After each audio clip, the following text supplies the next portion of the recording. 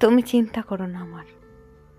আমি সেই মানুষটাকেও চলে যেতে দেখেছি, যে সকাল সন্ধ্যে থেকে যাওয়ার ওয়াদা করত।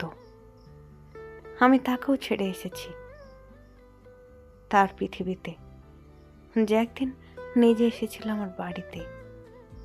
হয়তো বয়সে আমি এখনো অনেক ছোট, দুনিয়ার সব রং দেখা হয়নি এখনো, কিন্তু অনুভব করেছি বিষাদ থেকে বিষাদে ভরা তিক্ত অনুভূতিগুলোকে।